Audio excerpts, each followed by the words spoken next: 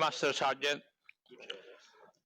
did you follow or alam mo ba yung manual ninyo sa illegal drug operations? Yes, Your Honor.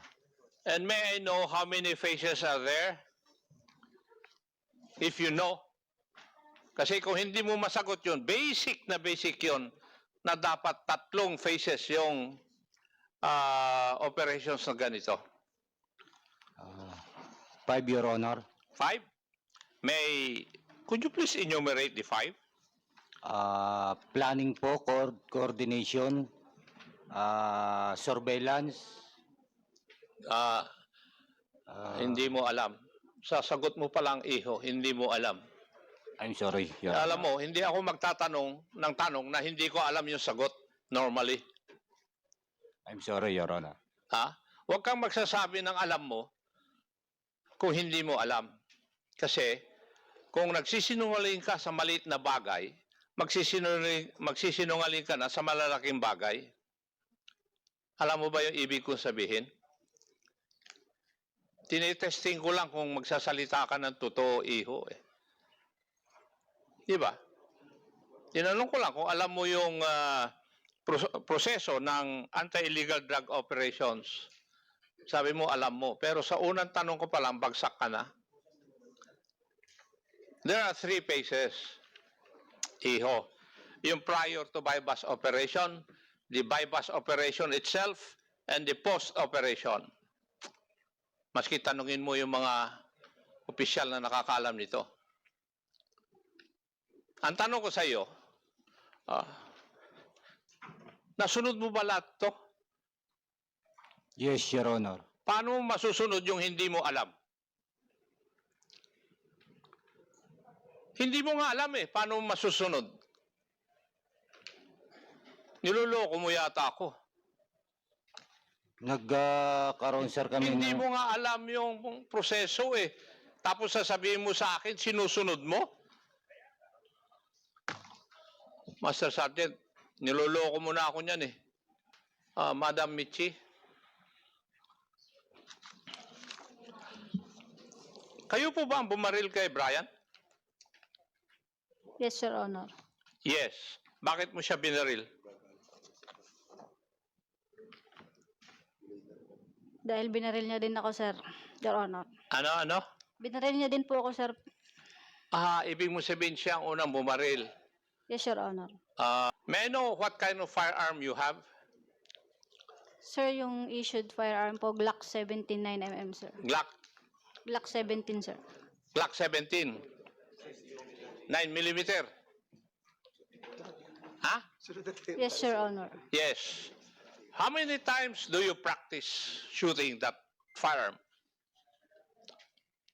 Sir, kakatapos ko lang, sir, Hindi yun ang tanong ko. Hindi ko tinatanong sa iyo, iha, kung kailan. Ang tinatanong ko, ilang beses kang nagpa-practice na magpaputok ng firearm mo na yan?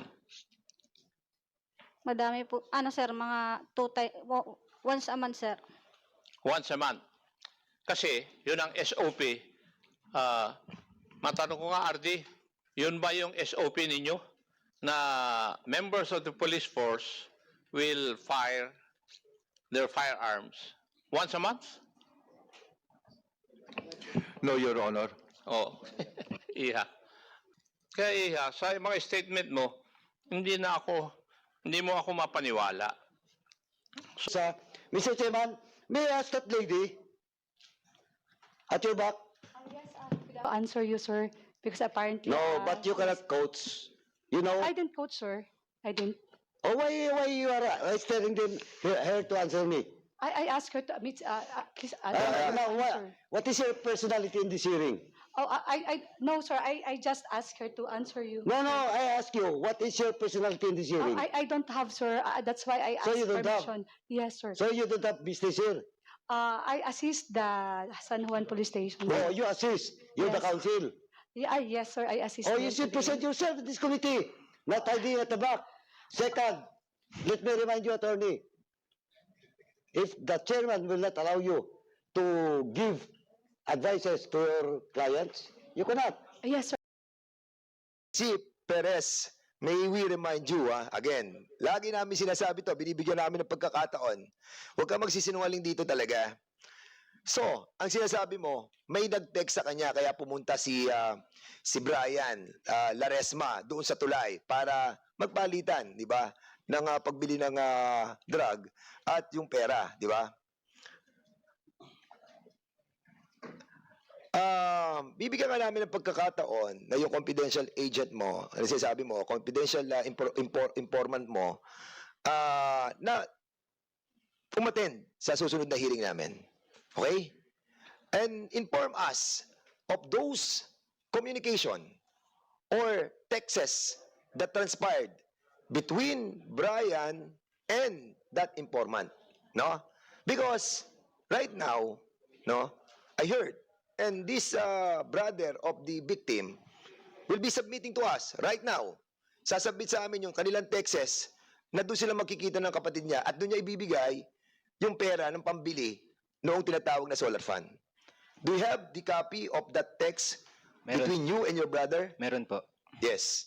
So, Michi, if I see this communication between him and his brother, na doon sila makikita sa tuloy na yon, at hindi mo maipadadala sa amin yung informant mo na nagsasabi na si Brian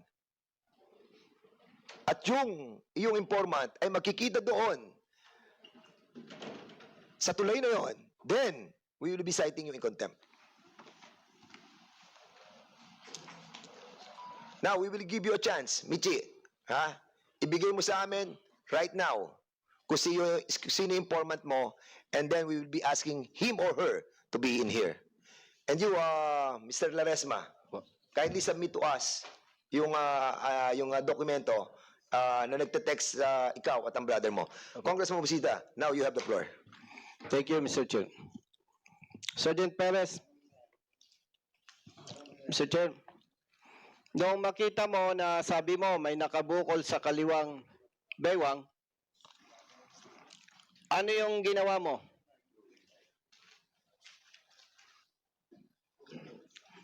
Sergeant Perez, Mr. Chair, Yes, Your Honor. nung makita mo, sinabi mo may nakabukol sa kaliwang baywang, anong ginawa mo? Sir, tinuloy ko lang po yung transaction, sir. Tinuloy mo. So nagkabentahan. Yes, Your Honor. Okay. After na magkabentahan, anong sumunod na pangyayari? Sir, yung sa nag-pre-arrange, pagkaabot ko, sir, nung basura, sir, nag-pre-arrange signal na, sir, ako. Okay. Doon sa report, lumalabas may 3 putok eh. At ngayon, sinasabi na Mr. Laresma, ikaw ang bumaril doon sa kapatid niya. Now, doon sa 3 putok, may pinutok ka ba o wala? Meron, sir, isa, sir. Isa. Sinong unang pumutok? Si Brian Laresma, sir. Ano ang gamit niyang baril? Caliber 38 po, sir. Anong distance mo kay Mr. Laresma doon sa namatay? More or less, sir, 5 meters. 5 meters. So, kung sinasabi mong 5 meters, familiar ka ba sa 5 meters? Pwede ba, Mr. Chair, tumayo si Sergeant Perez? Gaano kalayo yung 5 meters? Diyan sa harap mo, ituro mo. Sige, gaano kalayo? Sir, kaya lang, sir. Alin dyan? Sir, na lamesa, sir, kasunod. Yung edge ng table? 5 meters. Yes, sir. Yung edge ng table? Ito, sir, table to na. Yung tapat ko, sir, at saka yan, sir. Gusto mo bang, so yung kung 3 yung putok doon sa report, isa sa'yo, kanino yung 2 putok? Kay Brian po, sir. May anting ka ba? Upo ka lang. 5 meters, hindi ka tinamaan. Tama ba? Tama? Yes, sir. So, nung nakaputok siya ng dalawa, saka mo siya pinutukan, tama? Yes, sir. Parang hindi ka panipaniwala yun eh. Kasi nakadalawang putok muna siya bago ka pumutok, Mr. Chair. Anong height ni Mr. Laresma, yung namatay? More or less, sir, 5'6", sir. 5'6", more or less. Bakit ang tama sa paa? Anong intention mo? Sir, i-disable, sir. At saka, sir, yung napiligtan na, sir, ako na paputukan, sir, si Laresma ng issued firearm ko dahil nasa panganib na, sir, yung buhay ko at saka yung buhay ng kasamahan ko, sir. Kaya mo pinutukan sa paa. Yes, sir, para ma-disable lang. So after na maputukan siya sa paa, anong ginawa ng operatiba? Sir, dinala, sir, sa ospital, sir. Dinala sa ospital. Mr. Chair, RD, by the way, Mr. Chair, RD, mayroong autopsy report na po ba?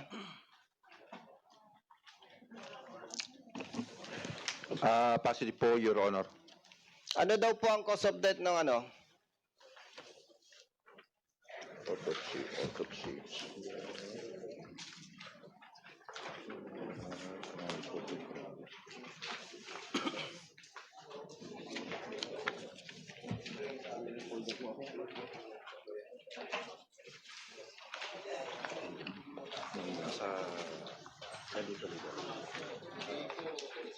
Cause of death. The cause of death was due to gunshot wound to the lower extremity, Your Honor. Okay. Sergeant Makaraig, Mr. Chair, Yes, sir. totoo ba yung report na yung Bios Green walang plaka? Yes, Your Honor. Ganon din yung motorsiklo? Yes, Your Honor. Kanino yung Bios na kotse? Service po naming mga intel, Your Honor. Okay, service, pero kanino nakarehistro yon? Bali po isa paggamit po ng LGU. So sa local government unit, Yes, Yar. tanong, bakit walang plaka? Tinanggal po namin sa Your Honor dahil sa dami na po ng aming nahuli ay kilala na po yung sasakyan namin ng karamihang mga adik, Your Honor. Yung motorsiklo na walang plaka, kanino yon? Doon po sa inuulit ni Paces G. Perez na alpa niya. Okay, Alpha. RD, Mr. Chair, tama ba na pag nag-operate walang plaka? No, Your Honor. Okay. RD, hindi naman po kayo mag-general kung hindi kayo dumaan sa lahat ng mga assignments like operation, intelligence, admin functions.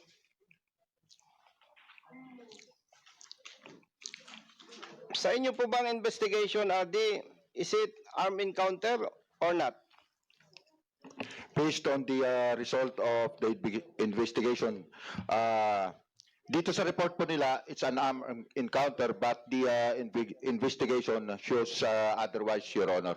That's why nga po nakapag-file tayo ng murder case sa Lucena, and nagkaroon po tayo ng pre-charge investigation sa admin naman, Your Honor.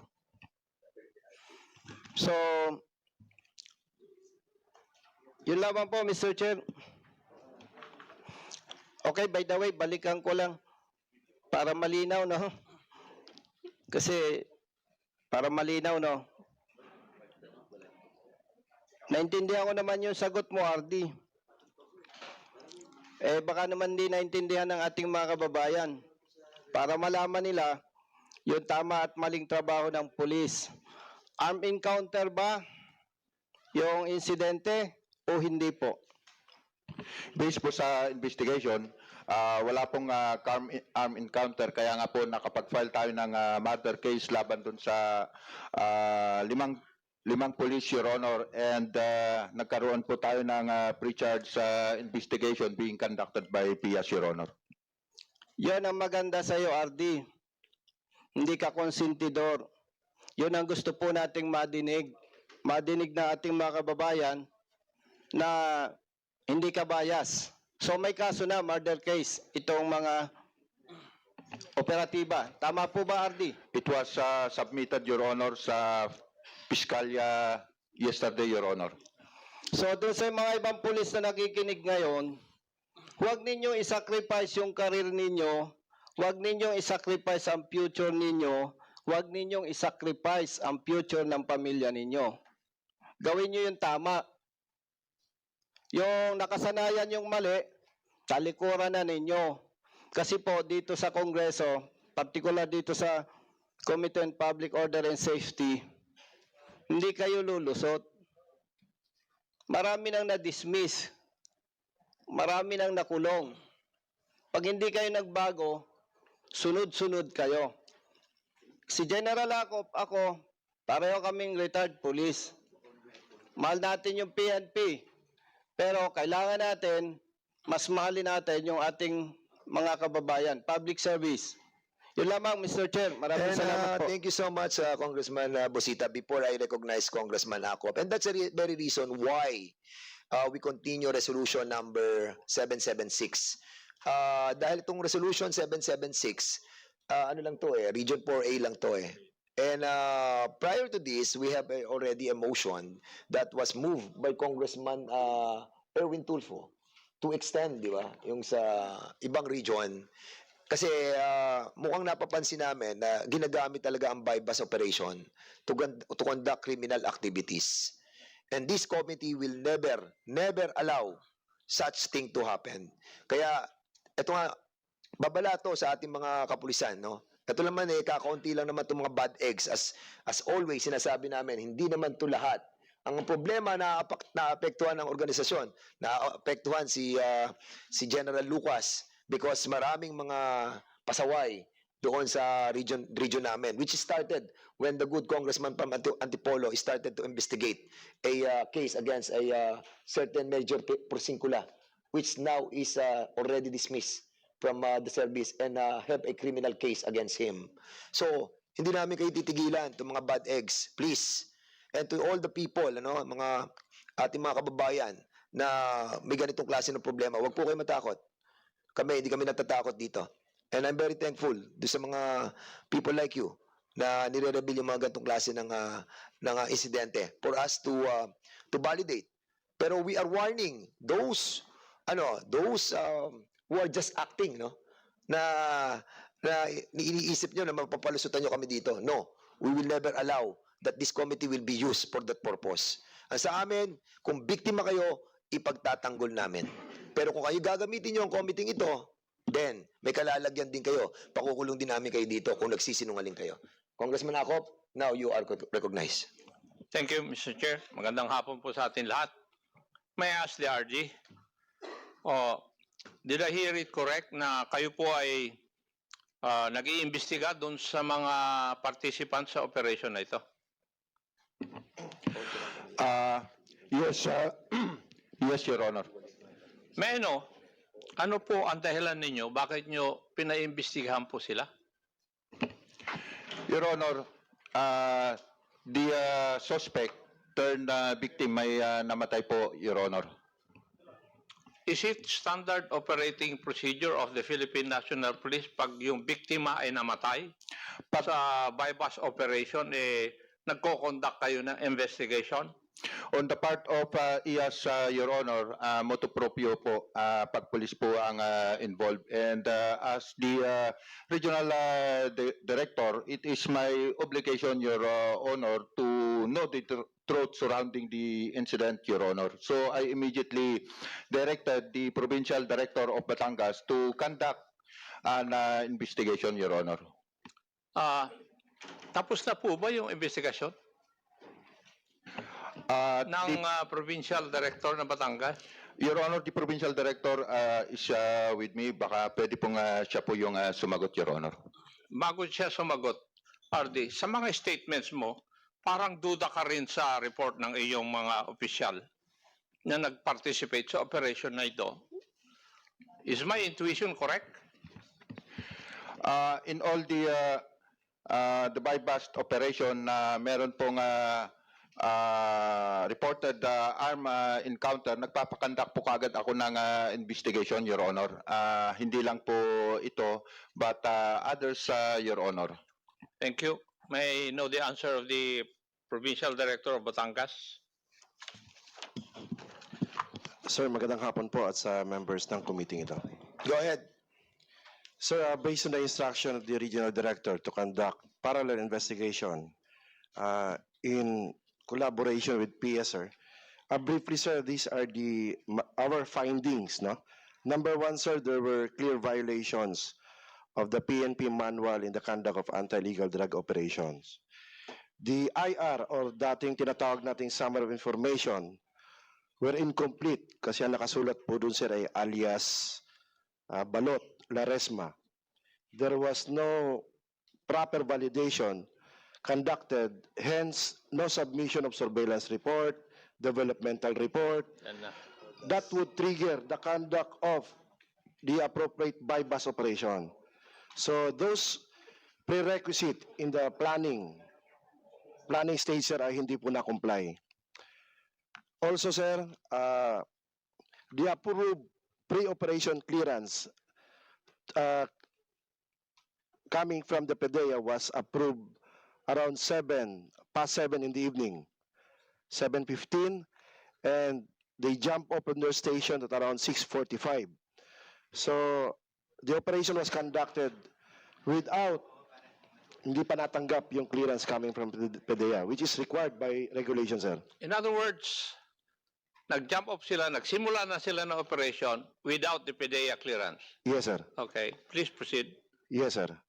And also, sir, when we went over the documents submitted, particularly on the inventory of evidence seized in said operation, there was non-inclusion of the non-drug evidence, like the caliber 38 allegedly used by the suspect or victim, Brian Laresma. So that is very critical because it was alleged that there was an armed encounter. Hence, in the document submitted, it was not included as part of the evidence. And also, sir, non-coordination with the local police unit. As considering that this is a planned operation, at alam naman nila sir na yung lugar na pinangyarihan ay Candelaria, Quezon. It was Chaong, Quezon, sir, I should say. Chaong, Quezon. The reports, based on the reports, the incident happened in the territory of San Juan, Batangas. Hence, with that, sir, no, in summary, in coordination with the Internal Affairs Service of Batangas, as mentioned by the DRD, we have filed, or the PIAs have already served subpoena to them to answer the charges of neglect of duty for the Chief of Police for failure to supervise and control the acts of his men, and irregularity in the performance of their official duty, as they allege that it was a buy-bust operation, but based on the scrutiny of the documents submitted, so wala sir, walang regularity, puro irregular. And also sir, dishonesty for not declaring properly or truthfully the facts of the case, particularly the real place of incident. So this is a continuing effort, sir, and we will not, as instructed by RD, sir, we will not tolerate any wrongdoing, sir, and we will exact high standard of accountability at all levels of command, sir. Thank you, sir. Thank you. So, the higher authorities of the Philippine National Police in Region 4A know for a fact that the incident happened not within the jurisdiction of the San Juan Police Force, na sila ang involved doon sa alleged encounter. In other words, sinasabi po nyo sa amin, nag-operate po sila sa jurisdiction na hindi kanila. Yes, sir. Yes. Okay. Now, Mr. Chair, may I know if we have invited the medical legal officer of the Batangas Police Unit? Police Command? Naimbita ba? Comsec? Yung a certain Police Major Pete C. Malinaw, the medical legal officer of the Batangas PPO, who conducted the autopsy to the cadaver of the suspect. Andito ba siya? Wala. Now, may I know also if the SOCO, led by Police Senior Master Sergeant Joel Barcelona, is also present? Wala rin.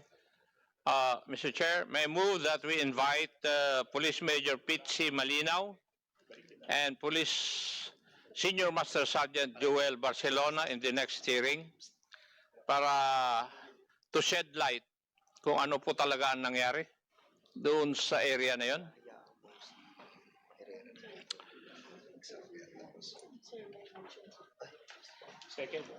Sorry, Congressman Acop. There's a motion by Congressman Acop to invite the medical legal.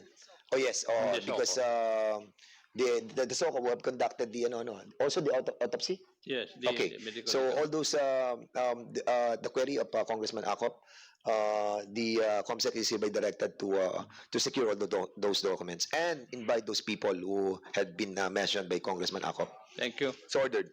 Thank you, Mr. Chair. May I know who was the team leader of that operation?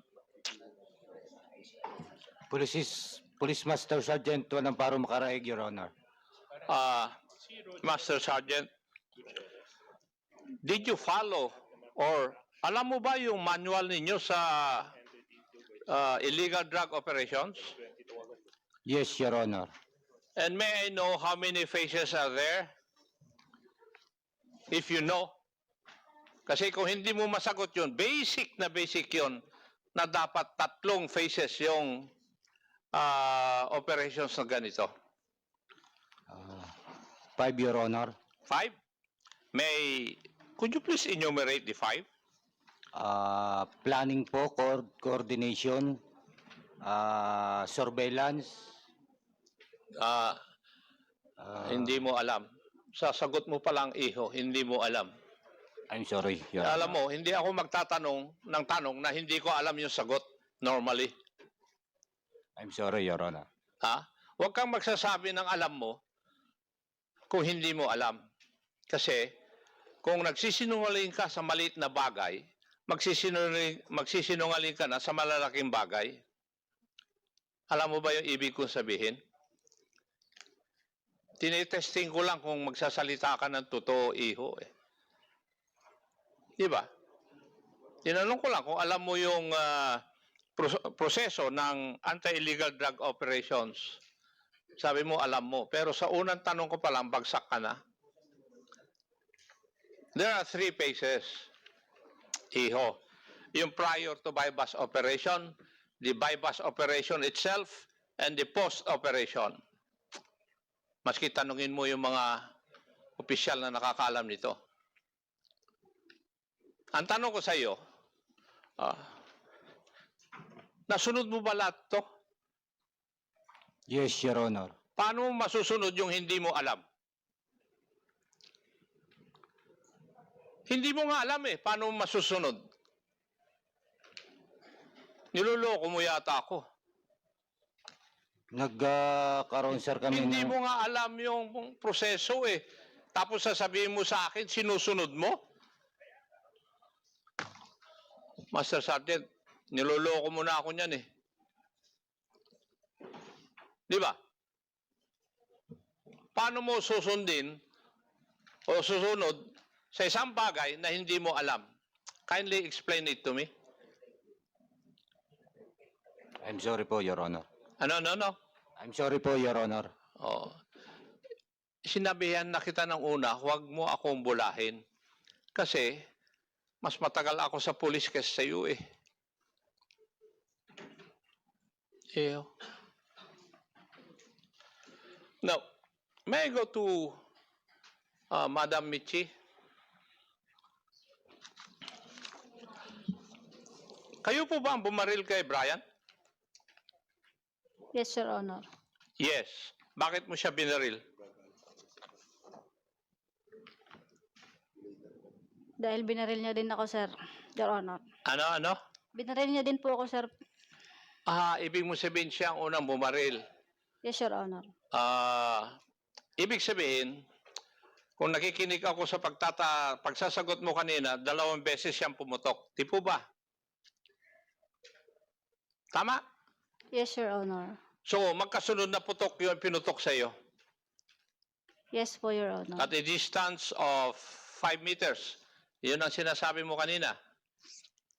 More or less, Your Honor. More or less. Sige. So, ang ibig sabihin, hindi asintado si Brian, ikaw asintado dahil sinabi mo kanina, isang putok ka lang, pinatamaan mo sa paa para ma-disable siya. Tama po ba? Yes, Your Honor. Tama? Napakagaling mo, Iha. May I know what kind of firearm you have? Sir, yung issued firearm po, Glock 17-9mm, sir. Glock 17, sir. Glock 17. 9mm. Ha? Yes, Your Honor. Yes. How many times do you practice shooting that firearm? Sir, kakatapos ko lang, sir, Hindi yun ang tanong ko. Hindi ko tinatanong sa iyo, Iha, kung kailan. Ang tinatanong ko, ilang beses kang nagpa-practice na magpaputok ng firearm mo na yan? madami po. Ano, sir, mga once a month, sir. Once a month. Kasi, yun ang SOP. Matanong ko nga, RD, yun ba yung SOP ninyo? Na members of the police force will fire their firearms once a month? No, Your Honor. Oh, iya. Kasi alam ko naman na kasi yung mga security ko, police din eh. Eh sila nire-require ng kanilang opisina na mag-report sa opisina para iputok nila mag-practice na bumaril. Alam ko yun. Kasi for you to be able to make sure na tamaan mo sa paa ay isang tao, hindi po ako naniniwala dahil shooter din ako, Iha eh. Hindi mo ako mapaniwala doon. Naputukan ka ng 2 beses, kaya mo pang putukan sa paa, precisely on the leg, yung biktima. Di ba? Kasi sinabi mo, una siyang pumutok eh. Ang unang instinct ng tao ay mag-cover at pumutok. Kaya Iha, sa mga statement mo, hindi mo ako mapaniwala. So, Mr. Chair, I think the investigation conducted by the provincial director of the province of Bulacan ay medyo kompleto. Batangas. Yes. Ay kompleto. Tinignan niya lahat yung mga violations na ginawa nung team na nag-operate. And we have to commend the provincial I agree. director and the of Batangas and also regional director General Lucas for Kasi- a job well done. Sige, go ahead. Ang pinakamasaklap nito bakit sila nag-operate doon sa hindi nila jurisdiction? Exactly. And the mayor, I think the statement or the investigation of the provincial director of Batangas is that inireport pa nila na doon sa Batangas, San Juan, Batangas nangyari. Doon pa lang sa mga report nila, Mr. Chair, ay talagang binibitin na nila yung mga sarili nila eh. My interpellation will continue Yes. in the next hearing, Mr. Chair. Thank you very much. Maraming salamat po, Chairman Acop. Before we proceed and before I recognize Congressman Paduano, the Chair would like to acknowledge the presence of Congressman Bienvenido Abante. Meron kaming susunod na hearing dito yung aming pong excess debts. Kaya siguro Kaya 5 nga, minutes hindi na lang po ko tayo, naman but we will be Yung, inviting over again medical all these people who are involved. Ang tanong ko lamang kasi, dito sa affidavit nung si Adrian Dimalig Laresma, ay na matapos na mabaril ang aking kapatid na si Brian ay hinila ng mga operatiba na sakay sa pulang kotse upang ipasok sa loob ng nasabing sasakyan. Na pagkapasok ng aking kapatid na nasabing sasakyan ay pilit akong pinaalis ng mga operatiba sa lugar ng pinangyarihan ng insidente at dahil sa takot ako'y umalis na at patungo sa di kalayuan ng insidente doon sa Barangay del Rosario, Chaong. So nangyari sa Chaong. So hinila niyo yung katawan ng tao, isinakay niyo sa sasakyan, inilipat niyo na San Juan para hindi na kayo magko-coordinate doon sa Chaong Municipal Station. Is this correct assumption? Makaraig. No, Your Honor. So mali ako. Mali kami sa mga binabasa namin ngayon, ng mga pidabit lahat and even the report of the provincial director and regional director. Mali kami lahat. Kayo tama. Ganun ba yun? Yes, Your Honor. Okay. So kami nagsisinungaling, hindi kayo nagsisinungaling. Makaraig. So nagsisinungaling kami mga members of this committee. Can you reply to me directly? Nagsisinungaling kami. No, Your Honor. Oh. So hindi kami nagsisinungaling.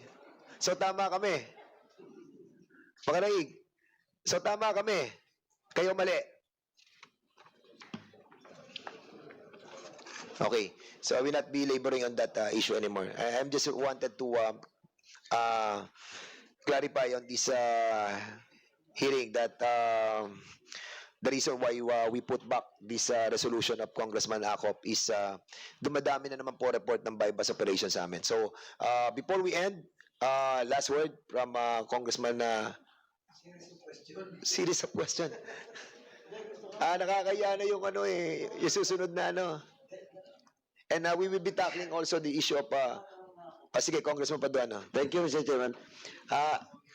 RD, tsaka PD. May paraffin result ba? Nakunan ba ng paraffin result yung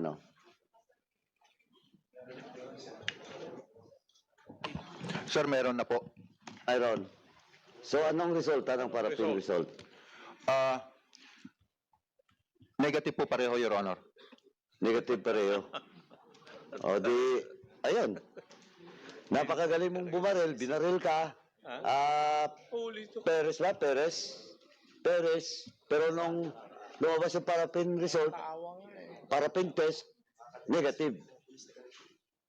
O saan ngayon ang pagpuputok ng biktima? Ito pa. Sabi mo kanina, 5 meters. 5 meters, ha? 5 meters. Mr. Ledesma. Sino bang unang dumating, ikaw o yung kapatid mo sa lugar? Una po yung kapatid ko po. Okay. Pagdating naunang kapatid mo, so pagdating mo, nandun na yung kapatid mo. Opo. Okay. Pagdating mo, nandun na ba yung mga pulis? Halos sabay-sabay po kami. Dalawang kotse po sila eh. Parang Halos sabay. Opo. Okay. Sabay. So si Perez kanina is claiming na may nangyaring bypass. Ano ba nakita mo? Nag-usap muna sila ni Perez o Wala po ako nakita po. Sabay-sabay po kami dumating. Tapos po, bigla po siyang bumaba ng kotse. Sabay binaril na po yung kapatid ko. kotse, di motor? Hindi po. Wala po ako nakitang motor kundi po yung sa akin tsaka yung sa kapatid ko. Oh, wala palang motor, kotse daw. Dalawang kotse po sila. Perez. Sabi mo kanina may motor ka. Perez, tinatanong kita. Yes, Your Honor. Excuse, Mr. Chairman, may I ask that lady at your back? Yes, good afternoon, Your Honor. Yes, Congressman Paduano. What about that lady?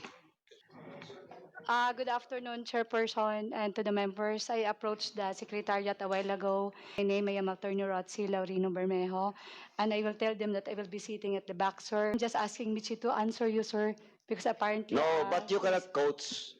You know? I didn't coach, sir. I didn't. Oh, why you are telling them her to answer me? I asked her to... please, Now, sir. what is your personality in this hearing? Oh, no, sir. I just asked her to answer you. No, I ask you, what is your personality in this hearing? I don't have, sir. That's why I So asked you don't have? permission. Yes, sir. So you don't have business here? I assist the San Juan Police Station. Oh, you assist. You're the Yes. council. Yeah, yes, sir. I assist. Oh, them you should today. present yourself in this committee, not hiding at the back. Second, let me remind you, attorney, if the chairman will not allow you to give advices to your clients? You cannot. Yes, sir. I understand, sir. You understand, but you never tell us that you go. I went No, to in the this secretariat. committee, not in the secretariat. Oh, I'm sorry about that, sir. Were you invited by this committee to be present on today's hearing? No, sir, I was Oh. not.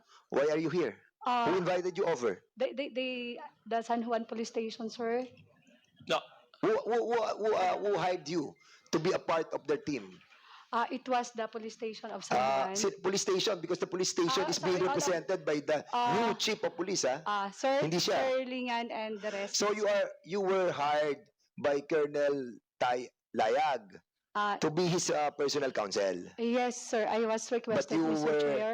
you did not inform the committee or the COMSEC about your presence on today's hearing. I informed the secretariat a Who? while ago, sir. Who among us? Over there. Na-inform ba kayo? I am so sorry, but I informed them a while Ngayon lang. ago. Oh. Ma'am, yes, sir. Sorry. Mr. Chairman. Okay, but nevertheless, please, if you whisper or say something on those invited resource speakers, you ask the permission of the chair. I understand. Otherwise, in the next time, we will putting you outside of this committee hearing. Okay? Go ahead, I Congressman. understand perfectly, Your Honor. Thank you. Thank Thank you, you. attorney. Thank you, sir. Sorry. Perez. O yun. Sagutin mo yung tanong ko. Yes, sir. O anong yes, sir? May motor, sir. May motor. Now you still stand na may motor. Yes, sir. Kanino motor yun? Sa Alpa, sir. Sa Alpa mo. And you will not tell this committee your Alpa. Sir? You will not tell this committee who is your Alpa.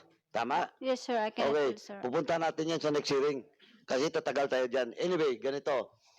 Sa statement mo kanina, sabi mo, na-consummate yung bypass. Tama? Yes, Your Honor. Yes po. Okay. So, nagbigayan. Yes, sir. Mark money, item. Tama? O ba't pinatukan mo yung subject? Sir, mas nauna niya po akong pinutok. Hindi nga, ang tanong nga, ba't puputukan ka ng subject? Na-consummate yung bypass eh. Kung nagdududa sa'yo, yung subject nyo, dapat hindi na-consummate yung bypass, nagkabarila na. Oh, di ba? And, alam mo, Perez, hindi ako investigador, si chairman na ako pa investigador, pero nakakaintindi rin ako konti sa investigasyon. Tsaka chairman, tingnan mo sinasabi niya kanina, mas mabuti sana sinabi mo na hindi na-consummate. Kasi kung na-consummate, walang reason na paputukan ka ng subject. Second, kung na-consummate yung bypass, hindi kayo magkalayo nun. At saka nagkaputukan. Kasi, paano makonsummate ang isang bagay kung 5 meters yung distance nyo?